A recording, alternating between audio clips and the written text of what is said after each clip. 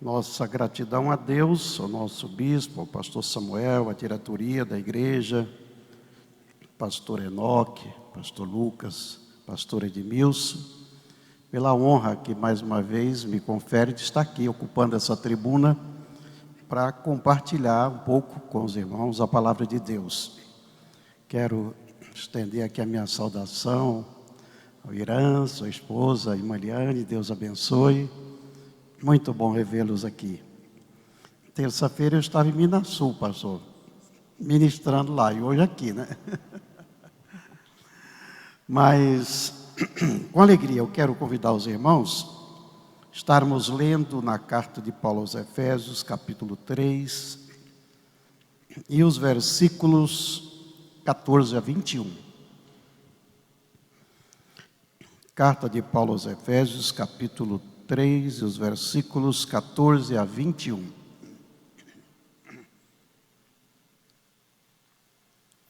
Na minha tradução diz assim: por causa disso, me ponho de joelhos perante o Pai de nosso Senhor Jesus Cristo, do qual toda a família nos céus e na terra toma o nome, para que, segundo as riquezas da sua glória, vos conceda que sejais corroborados com poder pelo seu Espírito Santo no homem interior, para que Cristo habite pela fé no vosso coração, a fim de, estando arraigados e fundados em amor, poderdes perfeitamente compreender com todos os santos qual seja a largura e o comprimento e a altura e a profundidade, e conhecer o amor de Cristo que excede todo entendimento, para que sejais cheios de toda a plenitude de Deus. Ora, aquele que é poderoso para fazer tudo muito mais abundantemente, além do que pedimos ou pensamos, segundo o poder que em nós opera, a esse glória na igreja, por Jesus Cristo, em todas as gerações, para todos sempre. Amém. Meus irmãos, essa oração de Paulo, ela faz parte aqui de um grupo, né? De pelo menos 4 orações que Paulo faz. A primeira oração está em Efésios, capítulo 1, versículo 16 a 19. Nessa oração, Paulo ora para que os efésios conheçam a vontade de Deus. Aqui ele pede conhecimento, conhecer. Já nessa outra oração que vamos falar aqui, Paulo não está preocupado com o conhecer, ele está preocupado com o ser. Aí ele já não está preocupado que conheçam a vontade de Deus, que entendam a vontade de Deus simplesmente, mas ele está preocupado com aquilo que os efésios deveriam ser. Amém? Conhecer é muito importante, mas ser é melhor do que conhecer, porque tem muita gente que conhece, mas não obedece. Então, conhece, mas não é o que conhece. Então, Paulo primeiro fala do conhecimento e depois ele fala do ser. Amém? A terceira oração está em Filipenses, capítulo 1, versículos 9 a 11, a segunda em Colossenses 1, 9 a 12. Mas eu quero me preocupar apenas com esta oração que eu acabei de ler aqui.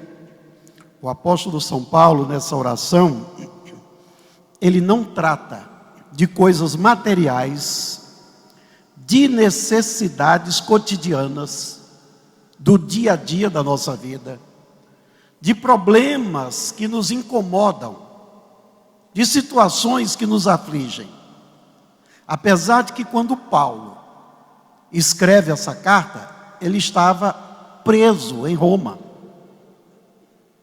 prestes a morrer.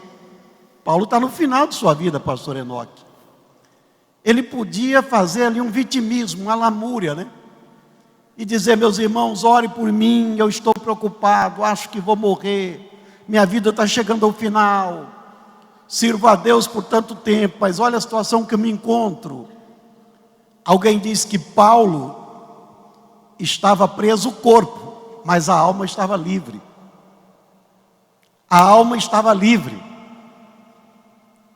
Prenderam, algemaram as mãos de Paulo, mas não algemaram a sua mente. Ele estava livre para pensar e para falar o que Deus queria que ele pensasse e que ele falasse.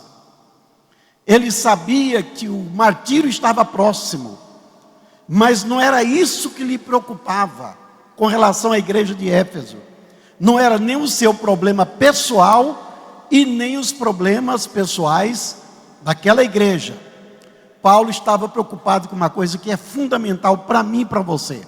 Ele estava preocupado com o homem interior, com as necessidades espirituais, que são fundamentais para a nossa vida. Amém? Então ele não ora aqui pedindo que Deus supra as nossas necessidades, que cure o corpo físico, que resolva o problema financeiro. A ênfase de Paulo aqui é sobre a vida espiritual. Então nós vamos ver aqui alguns pedidos que Paulo faz. Esses pedidos são interessantes, são curiosos. Paulo sabia que, havendo ordem no homem interior, o homem exterior se acerta. Se no interior tudo estiver bem, pode ter certeza que o exterior também vai estar bem.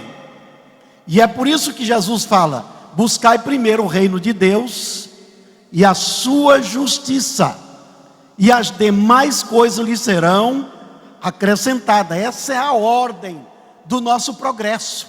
O nosso progresso começa de dentro para fora, não é de fora para dentro. Quem quer progredir de fora para dentro, termina talvez perdendo tudo. E é aquilo que Jesus disse: do que adianta o homem ganhar o mundo inteiro, se finalmente perder a sua alma. E aí Jesus conclui dizendo: quem quer ganhar essa vida, perde a outra. Quem quer ganhar a outra, tem que abrir mão dessa. Ninguém vai ter duas glórias, tem que escolher uma das duas. E a nossa verdadeira glória, ela não começa com as coisas visíveis, não começa com objetos, não começa com posses, com propriedades materiais. A nossa verdadeira prosperidade, nosso verdadeiro progresso começa com a nossa comunhão com Deus.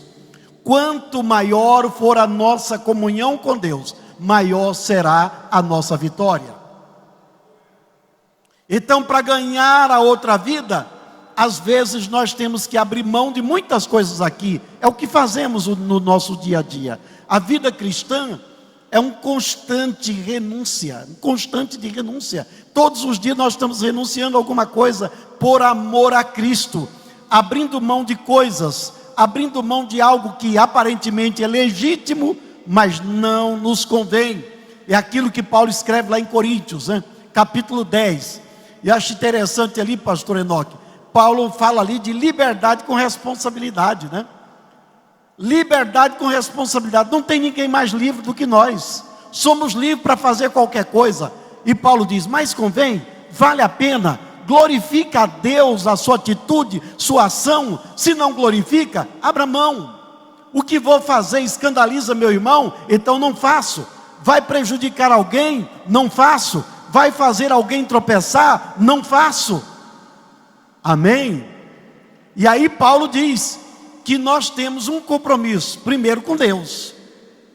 Quer comais, quer bebais ou façais outra qualquer coisa, fazei tudo para a glória de Deus. Segundo, nós temos compromisso com o nosso irmão de fé, não fazê-lo tropeçar. Terceiro, nós temos compromisso com os de dentro da igreja e com os de fora da igreja.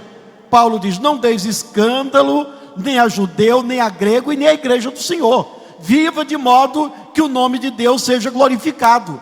Quando eu faço coisas que escandalizam o meu irmão, eu não estou glorificando a Deus. quando a minha vida serve de escândalo, de impedimento, para que as pessoas ouçam o Evangelho e creiam, eu não estou glorificando a Deus. Eu glorifico a Deus quando a minha vida é uma carta aberta, quando as pessoas estão lendo a minha vida, quando eu sou uma testemunha, quando eu sou o sal da terra e a luz do mundo, quando eu sou o representante de Deus, o embaixador de Deus aqui na terra, quando as pessoas olham em mim e ver Deus na minha vida, aí eu estou glorificando a Deus. E aí, como diz o salmista no Salmo 103, bendiz a minha alma ao Senhor, mas tudo que há em mim também bendiga o seu santo nome. Então a preocupação de Paulo aqui não era com os problemas que os efésios pudessem estar atravessando.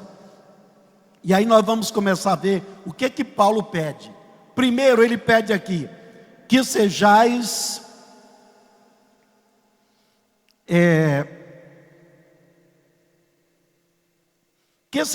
corroborados ou fortalecidos com poder pelo Espírito Santo no homem interior. Olha a preocupação de Paulo.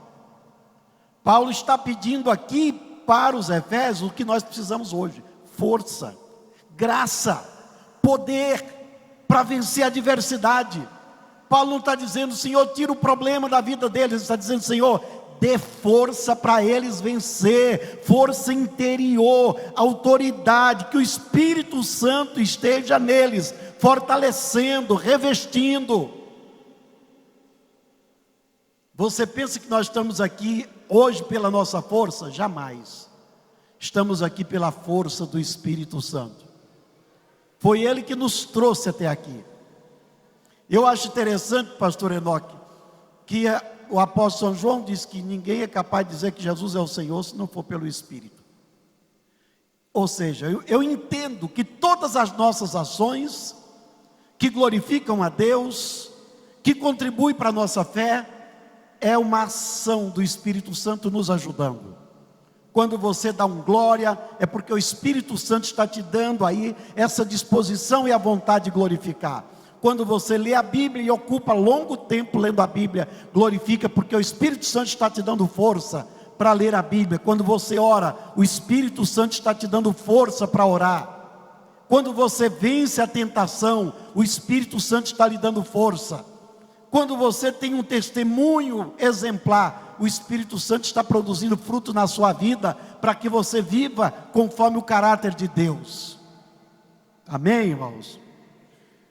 Então Paulo pede aqui poder, força do Espírito Santo no homem interior, para que sejam fortalecidos no poder do Espírito Santo.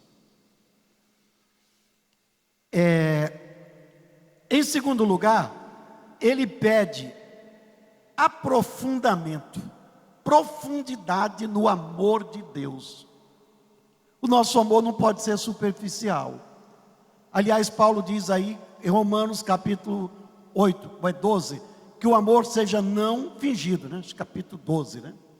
O amor seja não fingido, ou seja, o amor tem que ser verdadeiro, tem que ser genuíno, temos que amar de verdade. Nós não podemos simular que amamos, nós não podemos fazer um teatro, eu amo, mas o amor exige provas. E aí na sequência Paulo mostra como é que o amor deve ser colocado em prática. O amor seja não fingido, amai-vos uns aos outros, ajudar, e aí vai daí por diante, né? Perdoando, suportando, tolerando, uma série de coisas que prova que o nosso amor é verdadeiro. Glória a Deus. Então Paulo diz aí que está orando, né? Ele diz: e vos conceda que sejais corroborados do poder do Espírito Santo no homem interior, para que Cristo habite em vós, pela fé no vosso coração, a fim de, estando arraigados, fundados em amor, podeis perfeitamente compreender. Aqui o pastor Enoque entende muito de verbo, né?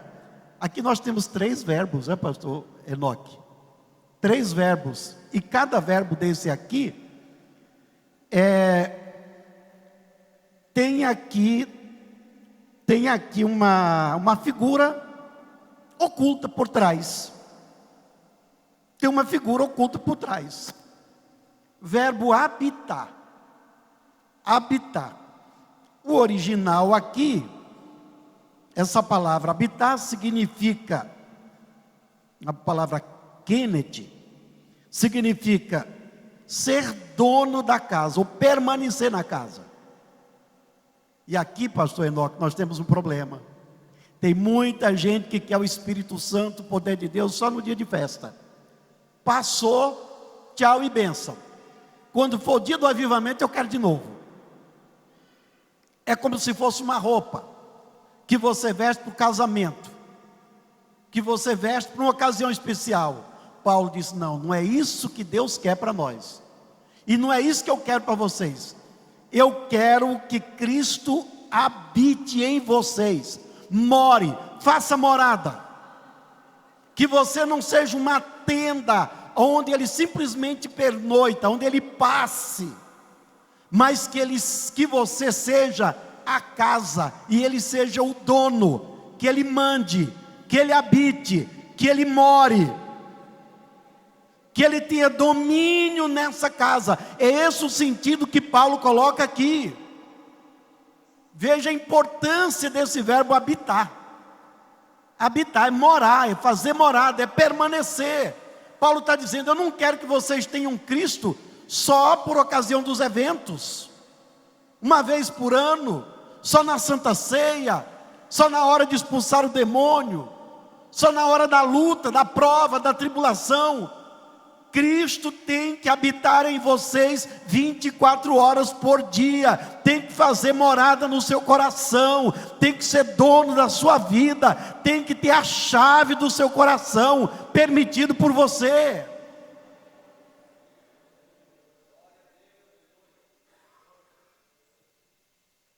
E aí, meu irmão, essa noite, eu quero lhe dizer, que a fim de transmitir esse conceito de profundidade, Paulo usa o segundo verbo, arraigar,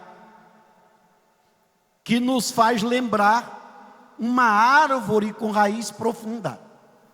E aqui, se nós for para o Salmo primeiro, você tem a figura do ímpio e a figura do justo. O justo, aquele que não anda segundo o conselho dos ímpios, não se detém no caminho dos pecadores, tem prazer na lei do Senhor e nela medita dia e noite.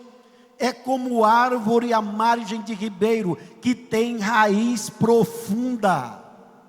Ela vai buscar a água e os nutrientes lá no mais profundo da terra. É isso que Paulo está dizendo. Nossa vida espiritual não pode ser rasa, não pode ser superficial.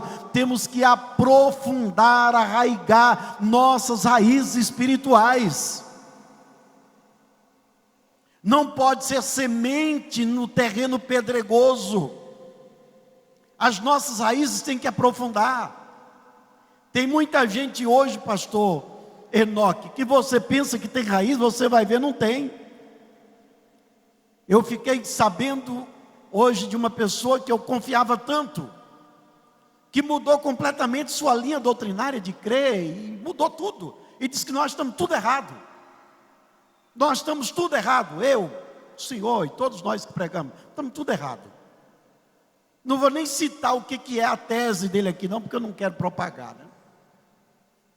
Não quero propagar, mas eu lamento essa superficialidade de alguém que está mais de 30 anos na igreja e não tem raiz.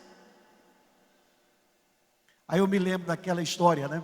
Eu já contei isso algumas vezes. Eu ouvi uma mensagem aqui, muitos anos atrás no rádio, né? Alguém fazendo uma comparação do crente, né? E falando que tem crente pé de mamão, né?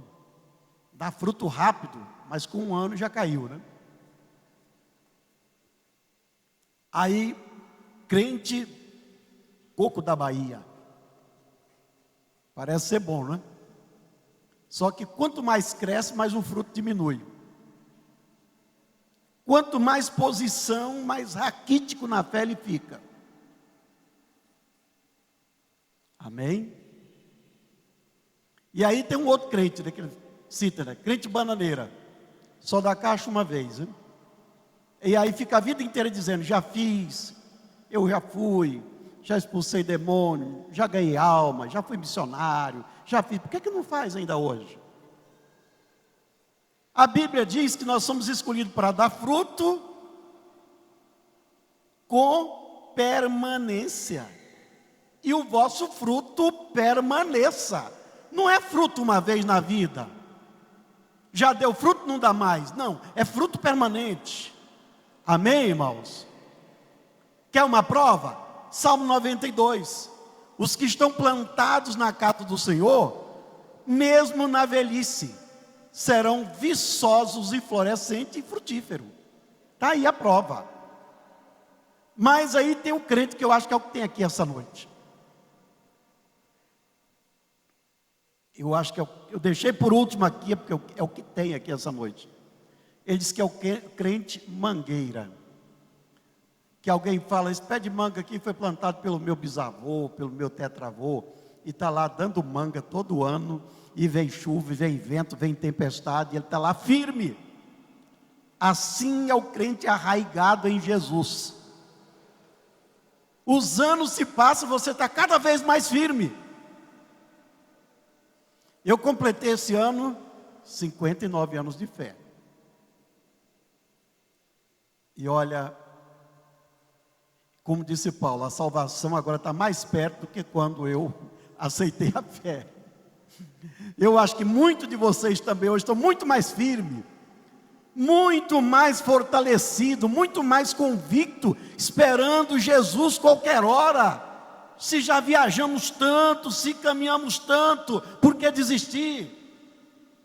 Paulo disse: eu não julgo ter alcançado, mas eu não olho para os lados, eu não desisto, eu não olho para trás, eu não paro no caminho, eu continuo buscando o meu objetivo, o meu alvo. Eu tenho um alvo. Amém, irmãos? Então, nos faz lembrar uma árvore que deve ter raízes profundas, a fim de se manter firme e obter do solo os nutrientes que precisa. O cristão deve estar profundamente arraigado no amor de Deus. E aí Paulo lança um desafio aí, Romanos 8:35. Ele diz: quem nos separará do amor de Deus que está em Cristo Jesus? É fome? É nudez? É perseguição? É a espada? É o presente? É o futuro? São os anjos? As potestades? Nada vai me separar do amor de Deus que está em Cristo Jesus. É isso que Paulo quer daqueles crentes. E é isso que Deus quer de nós. Nada vai nos separar do amor de Deus que está em Cristo Jesus. Estamos arraigados e alicerçados nele. O terceiro verbo é alicerçar. E aqui nos leva, esse verbo está relacionado com a arquitetura. Se refere a fundamentos de uma construção. E aí nós temos Mateus 7:24, onde Jesus diz: todo aquele, pois, que escuta essas minhas palavras e as pratica, assemelhá-lo-ei ao homem prudente que edificou sua casa na rocha. Desceu chuva, correram rios, assopraram ventos, combateram aquela casa e não caiu, porque estava edificada na rocha. Você já viu que não é fácil edificar uma casa na rocha. Vai furar uma rocha para você plantar a sua casa. Por isso é que a vida cristã é difícil. Nós estamos aí malhando, pastor Enoque? Cada dia lutando pela a firmeza da nossa casa espiritual. Tem que orar, tem que jejuar, tem que vir à igreja, tem que cultuar, tem que ler Bíblia, tem que ser fiel, tem que renunciar, tem que perdoar, tem que pedir perdão, tem que vigiar. Mas vem o rio, vem a chuva, vem a tempestade, combate, mas sua casa está de pé. O tempo passa, as coisas mudam, e a gente vem na igreja e você está aí no mesmo lugar, firme. Amém? Agora, quem edifica na areia não gasta nada, tem nenhum sacrifício. Mas a primeira tempestade que vem, essa casa não resiste, ela cai. Agora, o amor de Cristo, Paulo diz aí, no versículo 19, ele ora pela plenitude, aliás, pela compreensão, versículo 18, pela compreensão do amor de Cristo. Compreensão, eu quero que vocês compreendam as dimensões do amor de Cristo. E é interessante que Paulo fala aqui, usa uma linguagem interessante. Ele diz aí que nós temos que entender qual seja a largura, o comprimento, a altura e a profundidade do amor de Cristo. Então veja bem, ele ora primeiro para que nós sejamos fortalecidos no homem interior pelo Espírito Santo. Amém? Segundo, para que possamos aprofundar no amor de Deus, que tenhamos raízes, que sejamos bem alicerçados no amor de Deus, arraigados e alicerçados no amor de Deus. Agora Paulo ora para que possamos compreender o amor de Cristo. Nós temos várias explicações. A que eu achei mais plausível é essa aqui, que diz que o amor de Cristo é suficiente largo para alcançar toda a humanidade. Lá em Apocalipse diz que um dia povos de todas as tribos, línguas e nações estarão diante do Senhor. O amor de Deus vai alcançar o mundo inteiro. Por isso que o Evangelho tem que ser pregado a toda criatura. É suficientemente cumprido, porque dura por toda a eternidade. O amor de Deus nunca falhou, jamais falhará. Dura por toda a eternidade. É suficientemente profundo para alcançar o mais miserável pecador, onde quer que ele esteja, nos porões do pecado, da perdição, o amor de Deus alcança ele lá. Mas o amor de Deus é suficientemente alto para pegar esse pecador de lá e levar para o céu, como Jesus fez com o ladrão da cruz, que pediu misericórdia, diz: hoje estarás comigo no paraíso. É um amor que tem profundidade, mas que tem altura. Paulo fala aqui, usando essa figura de linguagem, quase assim, pastor Enoque, na minha concepção, para dizer que o amor de Deus excede todas as nossas conjecturas e explicações. Não tem limite, né? Vai além do que nós podemos imaginar. E isso fica claro lá em João 3,16. Deus amou o mundo de uma tal maneira, não tem explicação, uma maneira ilimitada, que deu seu Filho, para que todo aquele que nele crê não pereça, mas tenha a vida eterna. E olha o que Paulo pede aqui por último. Ele pede aqui no versículo 19, para que sejamos cheios da plenitude de Deus. Amém?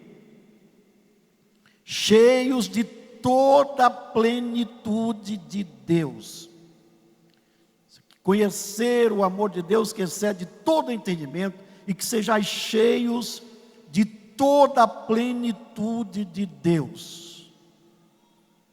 Glória a Deus. Diz que não há espaço vazio para a água e para o ar. Onde tem um espaço vazio, o ar está ali. E se for a água, ela também preenche. Deus quer ocupar os espaços vazios da nossa vida.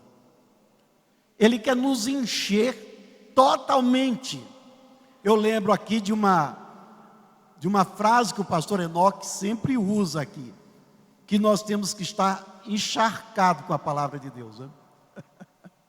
Encharcado, eu acho que é exatamente isso, essa plenitude, totalmente cheio, né? Agora, irmãos, é impressionante que quando falamos aqui da plenitude de Deus, Tiago diz aqui no capítulo 1,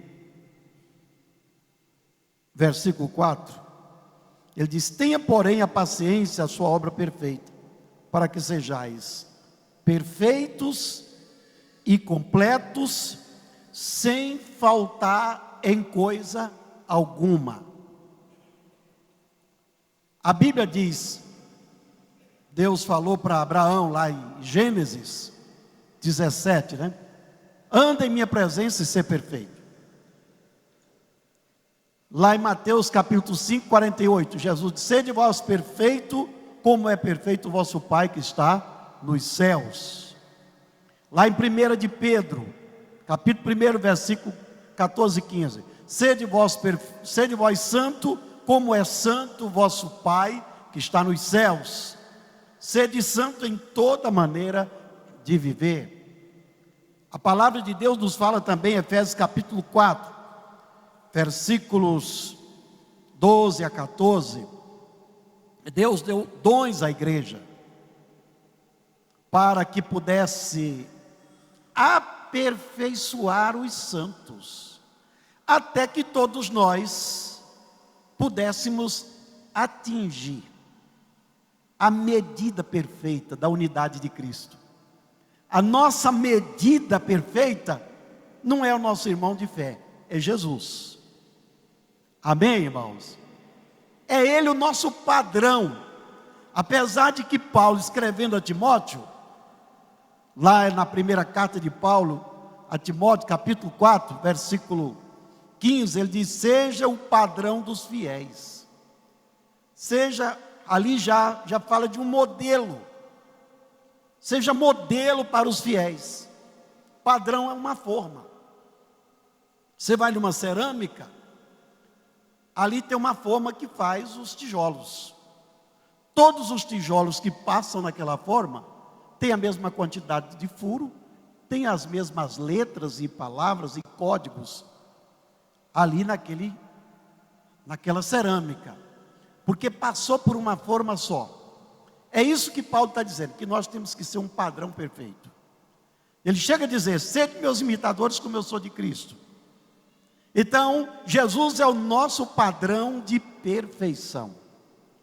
Nós temos que crescer até atingir a varonilidade, a vida espiritual adulta, na medida certa, na estatura completa de Cristo. E aí nós não vamos ser mais meninos, levados por ventos de doutrina, mas vamos crescer. Vamos crescer na verdade e no amor. E aí no versículo 16, Paulo diz: todo o corpo bem ajustado cresce para tempo santo no Senhor. Todo o corpo bem ligado, pelo auxílio de todas as juntas e bem ajustado, cresce. É assim que a igreja do Senhor cresce, quando nós vamos atingindo esse padrão de perfeição. À medida que nós alcançamos esse padrão de perfeição, que só Jesus pode representar para nós, o crescimento da igreja é inevitável. Amém? E eu termino aqui dizendo o seguinte: a oração de Paulo, que seja também a nossa oração essa noite. Eu quero pedir a Deus que vocês sejam fortalecidos no Espírito Santo, no homem interior. Você tenha força, tenha graça. Quando o diabo te afrontar e dizer que você perdeu, que você está derrotado, você vai dizer: não, muito pelo contrário, Deus está comigo, maior o que está em nós do que o que está no mundo, o Espírito Santo me fortalecerá. Segundo pedido, peço a Deus que dê a todos vocês profundidade, raízes espirituais, fundamento sólidos, que vocês sejam morada e habitação permanente de Deus, que nada venha abalar vocês. Qualquer intruso que bater a porta do seu coração, Jesus vai responder lá de dentro: aqui tem morador, aqui tem dono. Amém? Peço a Deus que Ele lhes dê também a plenitude de Deus, que vocês sejam plenos de Deus e que vocês compreendam a profundidade, a largura, a altura do amor de Deus. Largura, altura, profundidade do amor de Deus. Que o amor de Deus excede todo entendimento. E que por esse amor que Ele devotou por nós, nós devemos amá-lo também sem limites. Se Ele nos amou ao ponto de dar a sua vida por nós, não é demais nós darmos a nossa vida por amor a Ele. Então, por amor a Cristo, que estejamos firmes durante toda a nossa vida. E eu termino aqui dizendo que a oração de Paulo fique nos nossos corações esta noite. Que Deus nos abençoe e nos guarde em Cristo Jesus. Obrigado, pastor Enoque.